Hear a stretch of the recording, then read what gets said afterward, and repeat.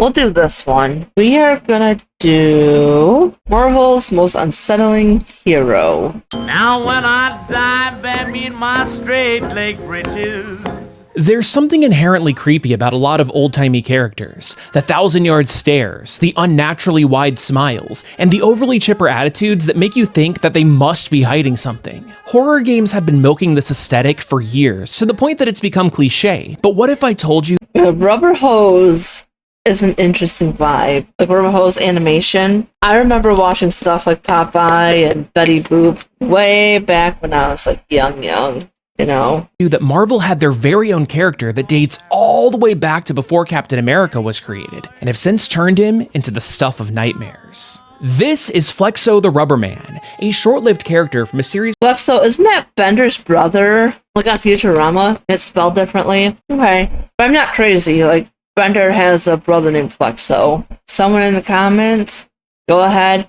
Make my day. Well, someone's gonna tell me that's not his brother. Yeah, I don't have any of the old like rubber hose cartoons on DVDs, but I had them on VHS. He's called Mystic Comics, who has been long forgotten to time until he came back in a huge and terrifying way.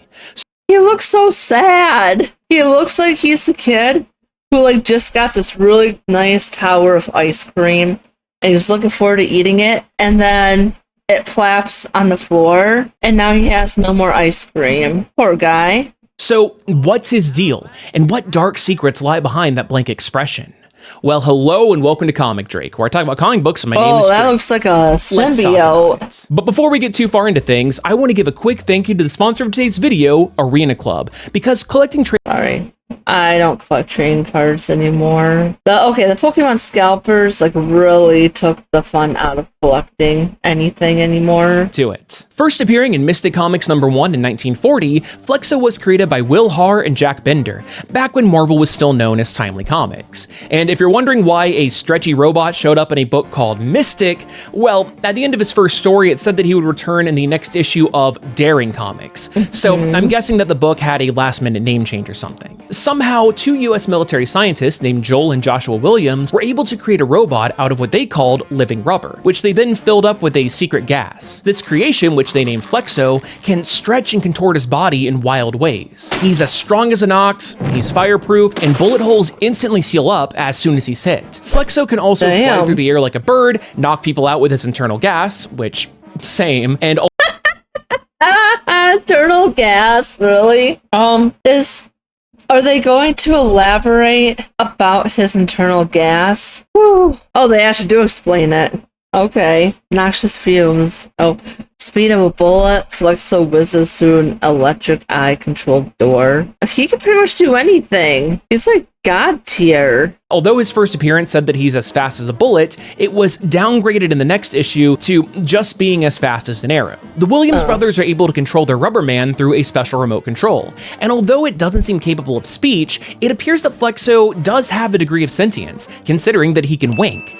Honestly, I think the fact that these dudes were able to somehow create sentient life is their most impressive achievement, but we never found out how that was possible in the first place. See, Flexo only appeared in 4 stories, and they generally followed the same pattern. The scientists get into trouble, they call in their synthetic soldier right in the nick of time, he bursts in like the Kool-Aid Man to change outfit. See, the nurse outfit is a nurse, okay. Boom, look at that. So Flexo was basically the Superman before Superman. I think that's what they were going for. to save them, and then he stretches and squashes the bad guys and beats them up.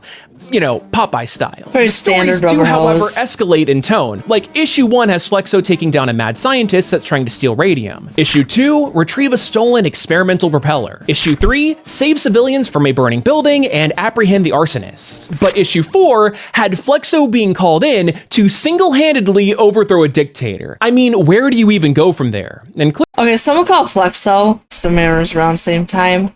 So they probably kind of drew. A lot of times Marvel and DC will draw inspiration from each other. So I wouldn't be surprised if that was the case here. But yeah, someone called Flexo. Can we get Flexo on the line right now? Oh gosh, so last night I was watching a thing about how, Annabelle had her spooky tour and a lot of shenanigans happened, mostly in New Orleans. with like that plantation mansion burst in flames after she left. Can we ship the bitch to the White House, please? No reason, no ulterior motive, just, if we're gonna let Annabelle have her little tour, she can tour the White House. And then she can meet Flexo there too. Flexo can come and save us from the White House. I laugh because I'm in pain. Clearly, the writers didn't know either, because they told us that we'd get another Flexo story in the next issue of Mystic Comics, which wasn't never happened. There was never another one. No. Outside of a quick cameo and a photo with a bunch of other Golden Age heroes, Flexo wouldn't be seen again until the Marvel Zombies Destroy comic in 2012, where Howard the Duck, under the authority of the Alternate Reality Monitoring Operational Response Agency, or ARMOR for short, recruits a bunch of classic characters to invade an alternate universe where the Nazis won World War II by turning into zombies before they can invade the main Marvel universe, because comics. Don't worry if that doesn't... Okay, first, I like that Howard the Duck is a thing still. The movie was terrible, but we like Howard the Duck. He was also in one of the Avengers movies, just as an end scene. But Nazi zombies. Wow, where have I heard that from? Couldn't be COD. Okay, so who had Nazi zombies first? Was it Marvel or was it Call of Duty? Place your bets. Someone correct me. I am so over zombies. I've been over zombies for years. They milked at zombie titties. The same zombie comic confirmed that the Marvel zombie hunger virus got its way into COD. Okay. So they kind of go, the lore goes side by side. Doesn't make too much sense because Marvel pretty much forgot that ARMOR and this comic ever existed in the first place. But Flexo in this book is noticeably different than he was in the 40s. He's able to speak, looks a lot more mechanical, but he has these weirdly human-looking eyes. Oh, why design him like that? He was fine without the human eyes. It's like, hold up, I'm about to curse y'all, okay? Hold on to your butts. You know what? For this demonstration, it will serve its purpose. Okay, ready? Ready for the big reveal? This is what it would look like. You see the issue. Why does he have eyes like these? It's so jarring. It's bad. It's terrible design. And I know a thing or two about terrible design. Like, look at your hero. Looks like a genetic analog horror frame.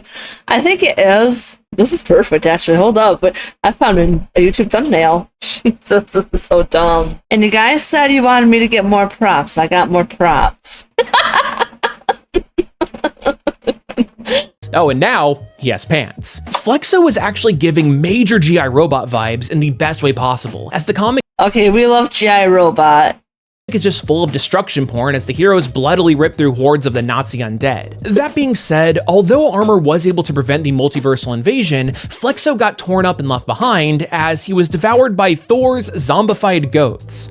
For fans of Marvel history, this was a neat way to acknowledge the company's past, but Flexo just didn't seem like one of those characters that people would find interesting enough to do something with.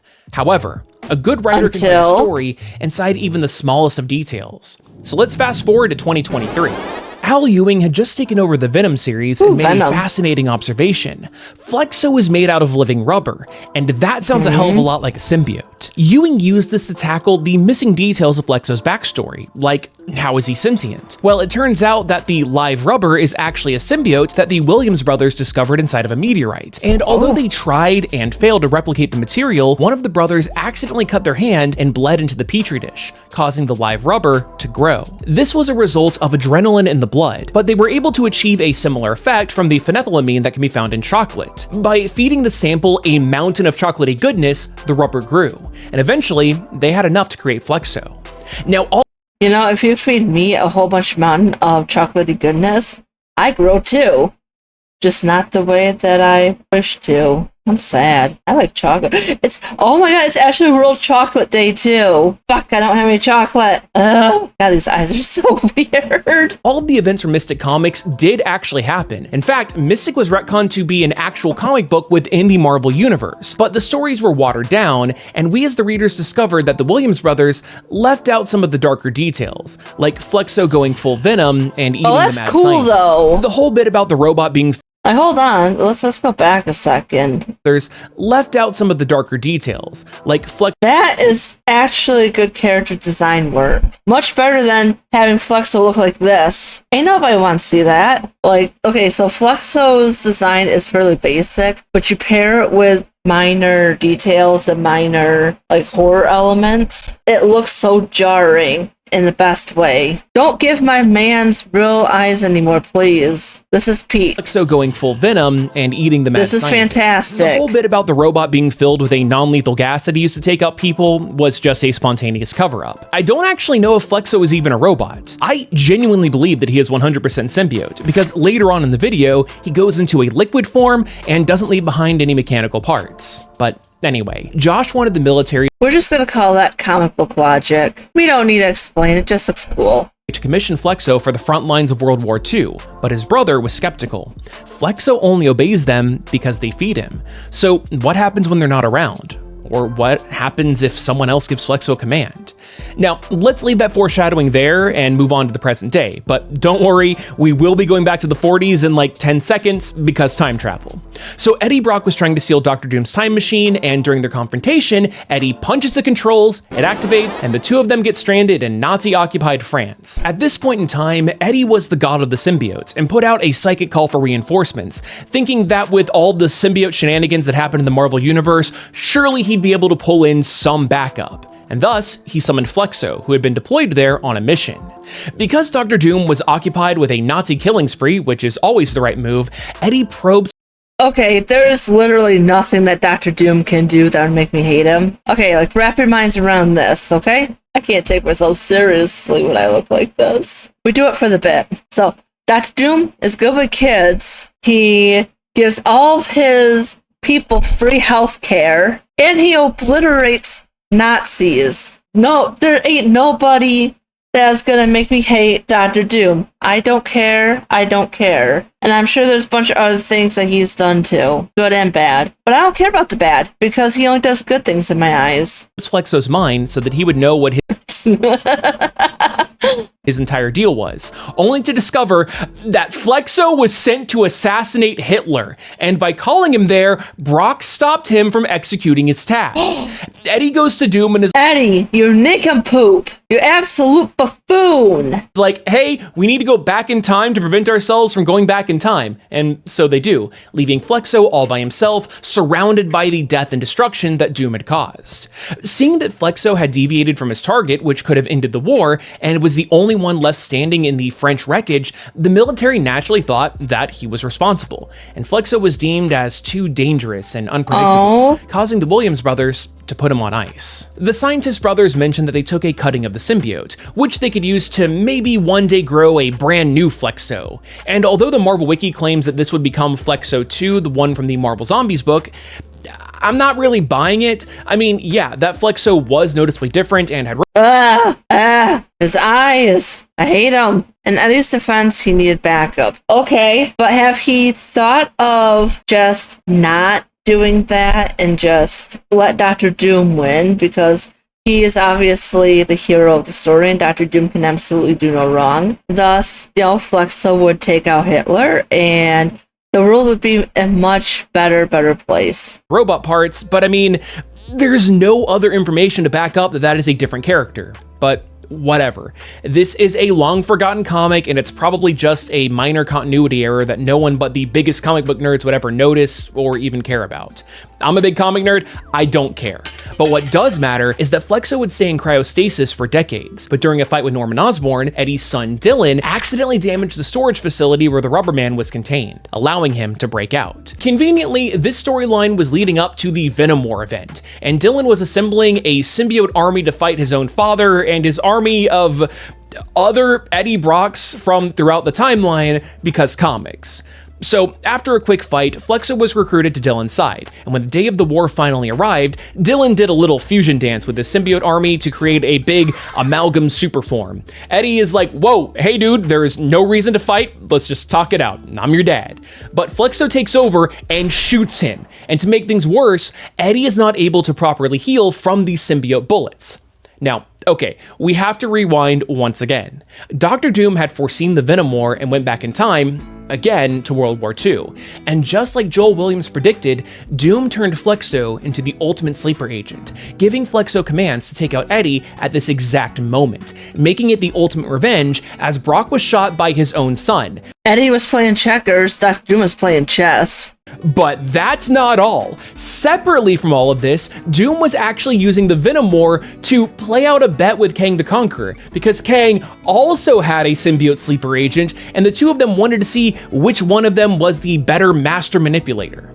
Kang did win out this contest by defeating Doom by enlisting the help of the Fantastic Four and sending them to take him out while he was in the middle of Oh, that is dirty pool. That is so low. All my homies hate Kang. Kang, you suck. You don't even have Kodos there. Wrong Kang though, right? It's not like the one from The Simpsons where it's like Kang and Kodos. Kang, you suck. reprogramming Flexo. And look, this book is completely bonkers because, okay, get this. Reed Richards saw right through Kang's manipulation and stretched his vocal cords into the perfect Dr. Doom impression and had a legion of Doombots spawn in to take out Kang as well, which freed both of the symbiote sleeper agents from the game of 5D chess with multiverse time travel they were all wrapped up in. And really, that's it for this? Flexo wasn't around at the end of Venom War, so as far as we know, he's still out there. Maybe he'll get used again. I honestly have no idea, but boy howdy, that was one hell of a ride, and I don't know, I think it was an interesting video. If you liked it, why not consider subscribing or even watching another one? I have a lot of Spider-Man and Venom videos. Well, that was something. I really hope that they have Flexo come back and do something else, because besides his fucking eyeballs, at the very least, he's kind of an interesting character.